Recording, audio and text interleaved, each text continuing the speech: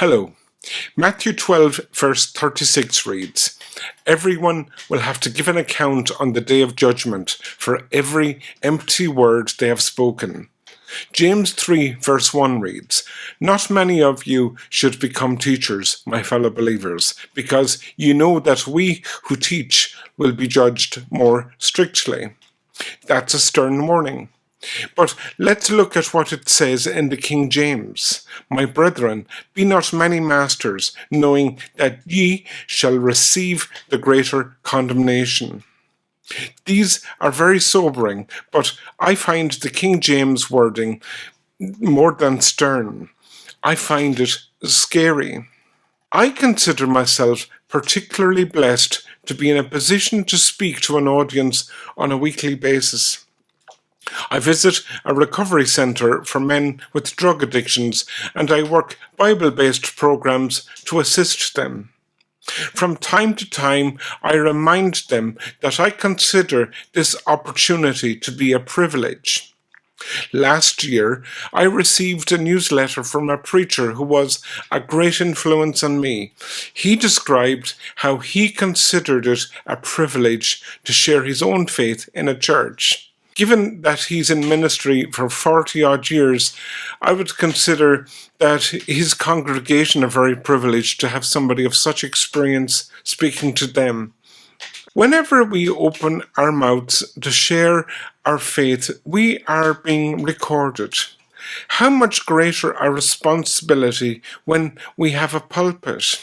Congregations often hold their pastors and elders in very high place in church, and there's nothing wrong with that.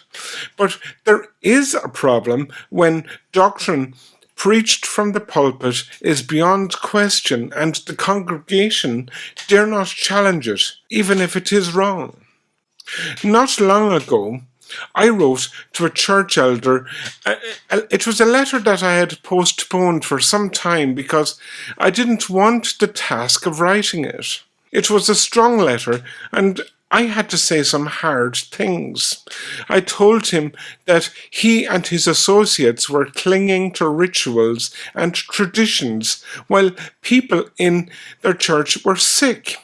You know, they are arguing against healing and resisting the Holy Ghost.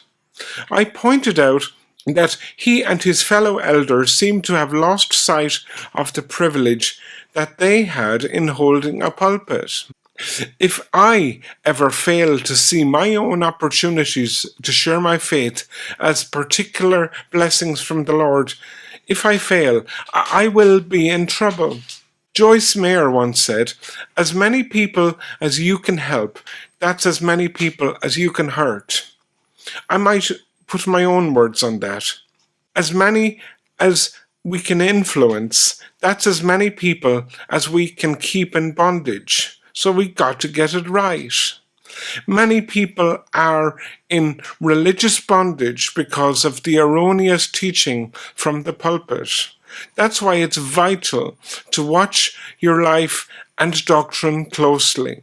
Persevere in them, because if you do, you will save both yourself and your hearers.